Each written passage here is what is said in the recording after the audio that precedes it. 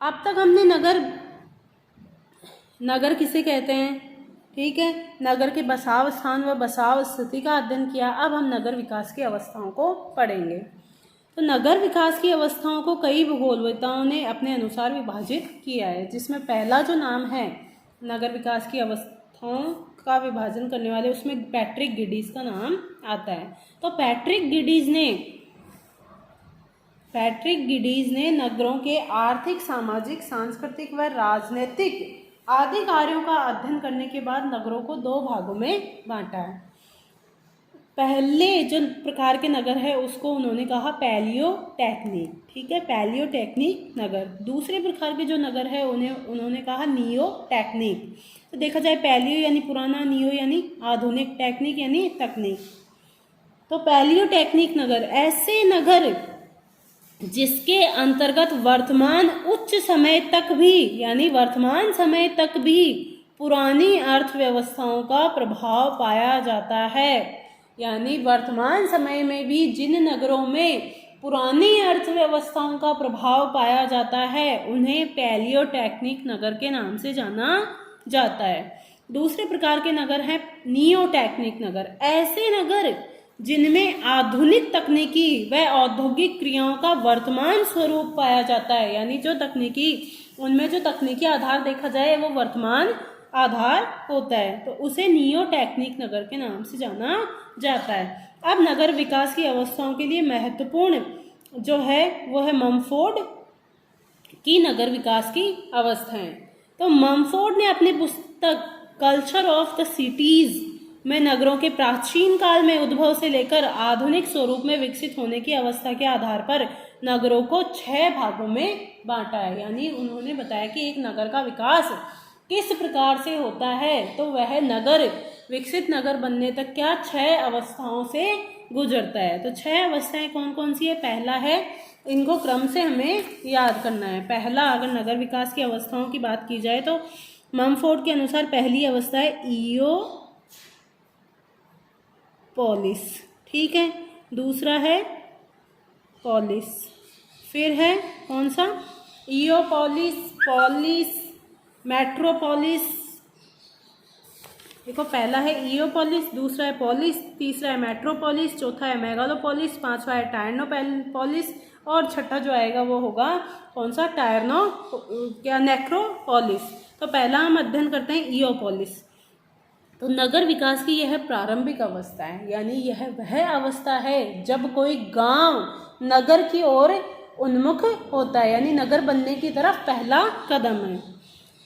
तो नगर विकास की पहली या प्रारंभिक अवस्था इयोपोलिस के नाम से जानी जाती है। सबसे पहले गांव वह छोटे गांव में क्या होता है? छोटे छोटे उद्योगों का विकास होना प्रारंभ होता है और विभिन्न उपभोक्ता वस्तुओं की दुकानें व बाजार विकसित होने लगते हैं। यानी जब किसी गांव में छोटे छोटे उद्योग धंधे चलने लगे और साथ में ही क्या होगा? उपभोक्ता वस्तुओं की दुकानें व छोटा मार्केट उपलब्ध हो जाएगा। तो ऐसे नगर वर्तमान समय में वो नगर कैसे क्या कहलाते हैं? इयोपोलिस। जो इयोपोलिस प्रकार के नगर हैं वर्तमान में अविकसित देशों में पाए जाते हैं।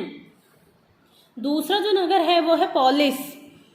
गांव का रूप कस्बे में परिवर्तित हो जाता है, यानी इसमें क्या होता है? जो मार्केट एरिया होगा वो क्या हो जाएगा? बढ़ जाएगा। औद्योगिक संस्थानों की संख्या बढ़ने लगेगी, व्यापार का क्षेत्र बढ़ जाएगा और उसके साथ साथ जो गांव है उसके क्षेत्र में भी विस्तार होने लगेगा और परिवहन मार्गों का उसमें क्या हो जाएगा? विकास हो जाएगा।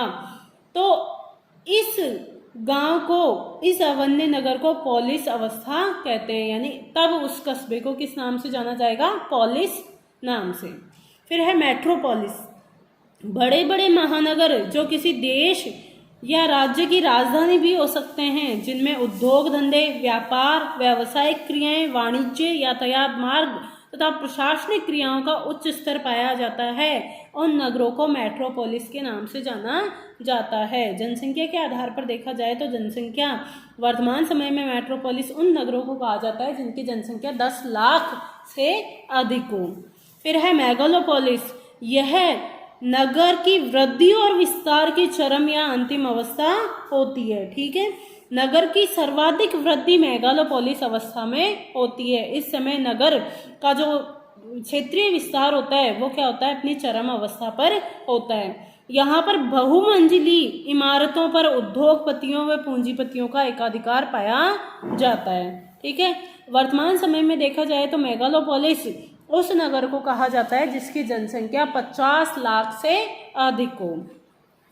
अब नेक्स्ट 5वीं अवस्था को उन्होंने टायरनोपोलिस कहा। टायरनोपोलिस में क्या हुआ, जब कभी शासन व्यवस्था की कमी या फिर क्या होगा, जब नगर का विस्तार बहुत ज़्यादा हो जाएगा तो वहाँ पर कच्ची बस्तियों का विकास होने लगेगा, आसपास के क्षेत्रों से लोग रोजगार के लिए आने लगेंगे, जिसके कारण सामाजिक कारण यानी नगरों में क्या हो जाएगा, चोरी, बेरोजगारी आदि की अवस्थाएं मतलब आदि फैलने लगेगी, क्योंकि आसपास के क्षेत्र के लोग रोजगार की तलाश में वहां पर आकर इकट्ठा हो जाएंगे, रहने के लिए उन्हें स्थान उपलब्ध नहीं होगा, तो कच्ची बस्तियों का निर्माण होगा और साथ ही वहां पर सामाजिक जो होंगे, जो सामाजिक जो देखा जाए चोरी, बेरोजगारी आदि चीजें फैलने लगेगी, जिसके कारण क्या होगा, नगर का विकास अवरुद्ध हो जाएगा। अब नगर क्या करने लगेगा, धीरे धीरे अपने अवसान की ओर बढ़ने लगेगा। तो आर्थिक सामाजिक कारणों से नगर का विकास अवरुद्ध हो जाता है तथा चारों ओर बेरोजगारी फैलने लगती है, जिसके कारण अब नगर का ह्रास प्रारंभ हो जाता है। अर्थात नगर विकास की 5वीं अवस्था, जिसे टायरनोपोलिस के नाम से जाना जाता है, इसमें नगर का ह्रास होना प्रारंभ हो जाता है। इस अवस्था को मम्फोर्ड ने टायरनोपोलिस कहा है।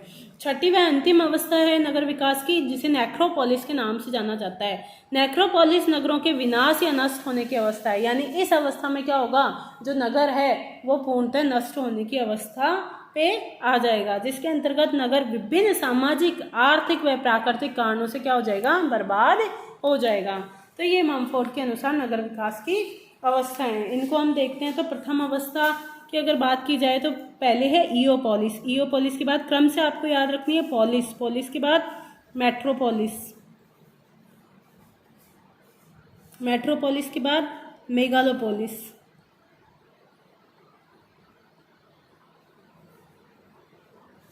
मेगालोपोलिस के बाद टायरनोपोलिस,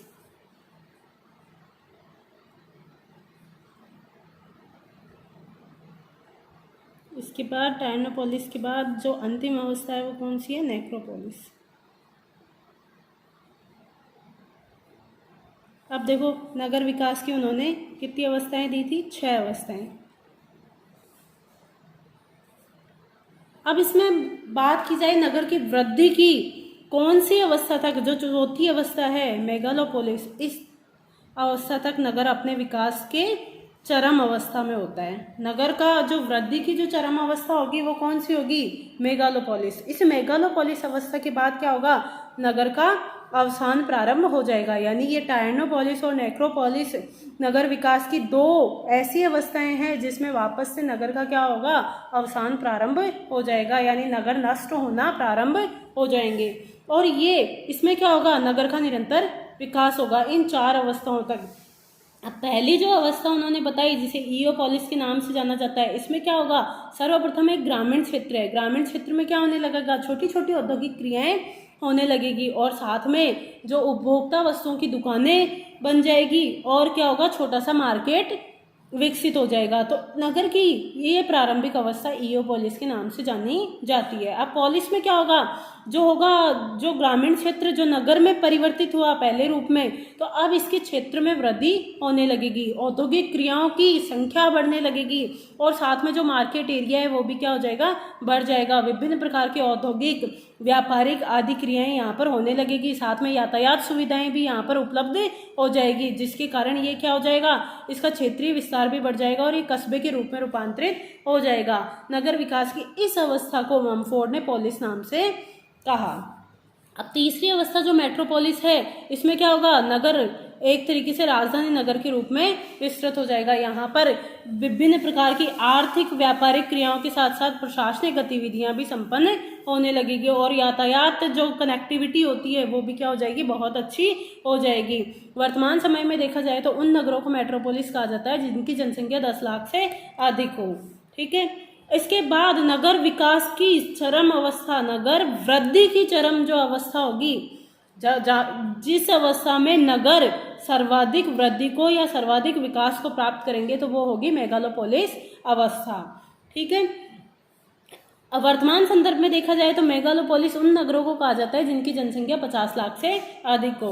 अब टायरनोपोलिस जो अवस्था होगी इसमें क्या होगा, टायरनोपोलिस में नगरों में विभिन्न सामाजिक या आर्थिक कारणों से नगर का अवसान प्रारंभ हो जाएगा। क्यों? क्योंकि जैसे ही नगर अपने सर्वाधिक वृद्धि को प्राप्त करेगा वैसे ही क्या होगा, उसके आसपास के जो छोटे नगर या ग्रामीण क्षेत्रों से लोग रोजगार के लिए यहाँ पर आना प्रारंभ करेंगे, जिसके कारण उनको रहने के लिए जगह तो मिलेगी नहीं, क्योंकि यहाँ का लिविंग स्टैंडर्ड क्या है, हाई है, जमीन की कीमतें क्या है, हाई है, जिसके कारण वो लोग कच्ची बस्ती बनाकर उसके आसपास रहना प्रारंभ कर देंगे। और विभिन्न सामाजिक कारणों से यानी चोरी, सबके लिए रोजगार के जो अवसर हैं वो क्या हैं, सीमित हैं, और पॉपुलेशन रोजगार के लिए आने वाली क्या हो गई, बहुत अधिक हो गई। तो यहाँ पर बेरोजगारी, चोरी जैसी घटनाएं होने लगेगी और नगर धीरे धीरे क्या करने लगेगा, अपना अवसान, नगर अपने अवसान को प्राप्त करने लगेगा। तो यह है टायरनोपोलिस की अवस्था।